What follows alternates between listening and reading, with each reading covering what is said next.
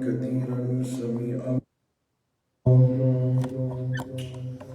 والصلاة والسلام على نبيه ورسوله شاهدا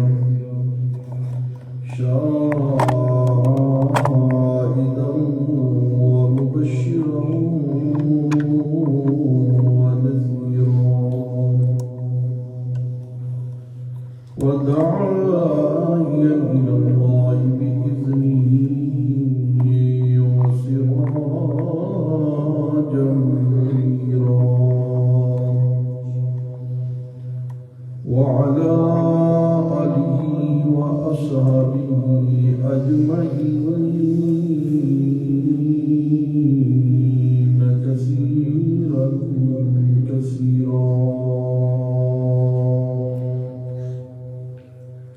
أما بعد فأعوذ بالله من الشيطان الرجيم.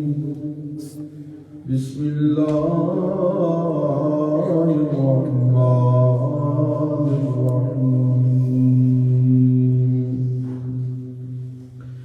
ألف لام ميم.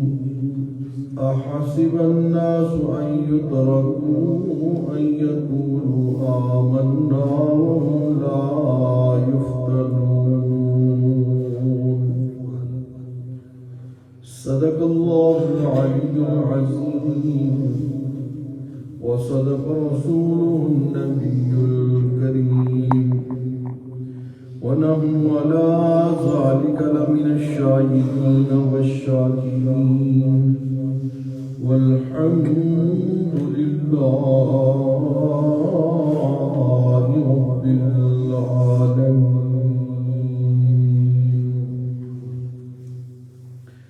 سامعین اکرام کا مکڑی کی مثال دے کر دعوی توحید کو ثابت کیا ہے کہ جن کو تم برکات دہندہ سمجھتے ہو اور انہیں شفیع خالق سمجھتے ہو، کارساز سمجھتے ہو، وہ کتنے کمزور ہیں. اللہ نے مثال کے ذریعے سمجھایا اور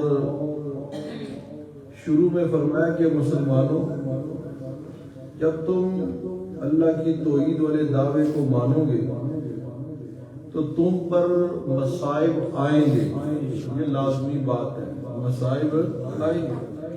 آج بھی جو اللہ کی توحید پر عمل کرتے ہیں تو اپنے اپنے مقام پر انہیں مصائب کا سامنا کرنا پڑتا ہے.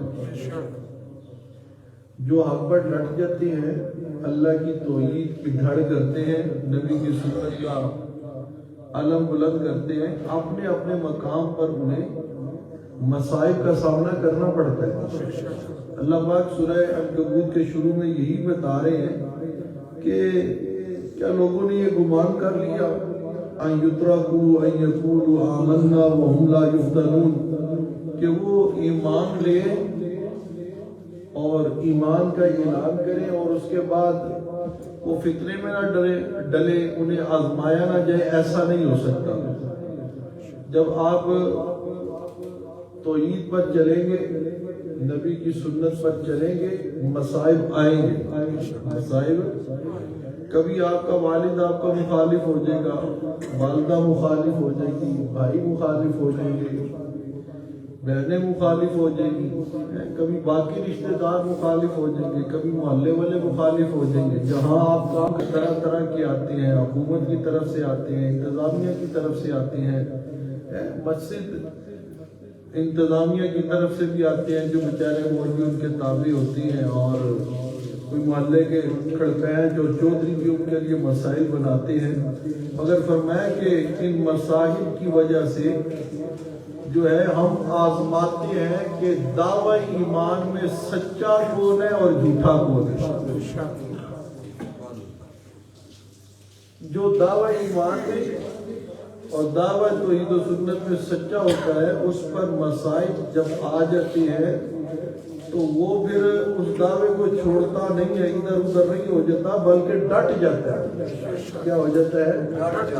ڈٹ جاتا ہے۔ ہاں جی، اور فرمایا کہ لازماً دعوی ایمان کے بعد دعوی توحید و سنت کو ماننے کے بعد مصائب آئیں گے، مگر یاد رکھنا مومن آزمائے جائیں گے ضرور، مگر ایمان والوں کے لیے جو مقام ہے وہ بڑا اعلیٰ ہے، اور کافر جو ستانے والے ہیں وہ اللہ کی گرفت سے بچ نہیں سکتے، وہ اللہ کی گرفت میں ضرور آئیں گے، وہ ہماری گرفت سے باہر نہیں ہے کہ بھاگ جائیں گے اور اپنے آپ کو جو ہے وہ بچا لیں گے اللہ کے عذاب سے، ایسی کوئی بات نہیں ہے۔ اور آگے پھر وہی سورہ عنکبوت کا جو ہے قصہ بیان کیا کہ جن کو یہ اللہ کے علاوہ حاجت روا اور مشکل کشا سمجھ کے پکارتے ہیں، ان کا سہارا پکڑتے ہیں کہ یہ ہمیں اللہ کے عذاب سے بچا لیں گے جی، ہیں جی، اور یہ ہمیں جنت میں لے جائیں گے۔ فرمایا مثل الذین اتخذوا من دون اللہ اولیاء کمثل العنکبوت، جو لوگ پکڑ لیتے ہیں من دون اللہ ماسو اللہ کو کارساز، ان کی مثال عنکبوت کسی ہے، جیسے عنکبوت مکڑی اتخذت بیتا، اپنا ایک گھر بناتی ہے۔ کیا بناتی ہے؟ اپنا ایک گھر بناتی ہے، ایک جالا بناتی ہے، ہر گھر میں تقریباً وہ نظر آتا ہے، انہیں جہاں جگہ ملتی ہے موقع ملتا ہے بنا لیتی ہیں وہ، تو وہ مکڑی ایک جالا تن لیتی ہے، بنا لیتی ہے۔ اب وہ جب اپنا گھر بنا لیتی ہے، جالا تن لیتی ہے، تو وہ بذات خود یہ سمجھتی ہے کہ زیادہ کمزور ترین گھر مکڑی کا ہے۔ کس کا ہے؟ مکڑی کا جو گھر ہے وہ سب سے کمزور گھر ہے۔ اگر اس کے پاس کوئی موٹا تازہ بندہ کھڑا ہو گے سانس بھی لینا ہے، یہ ہمارا بھائی یاسین یہ وہاں کھڑا ہو گے مکڑی کے جالے کے پاس اگر جو ہے سانس بھی لے لے تو وہ کیا پناہ پکڑتے ہیں جن کی کارسازی اور حاجت روائی کا انہوں نے تصور بنا رکھا ہے۔ فرمایا کہ ان کا وہ سارا جو بذام خود انہوں نے سہارے بنا لیے وہ اتنے کمزور ہے، جس طرح مکڑی کا جالا کمزور ہے، جس طرح مکڑی کا جالا مکڑی کو ہوا سے، طوفان سے، تیز ہوا و طوفان سے اور اسی طرح بارش سے بچا نہیں سکتا، اسی طرح من دون اللہ ما سوى اللہ غیر اللہ انبیاء اولیاء اتقیاء اصفیاء اپنے پکارنے والے کو بالکل نہیں بچا سکتے۔ بات سمجھ آ رہی ہے؟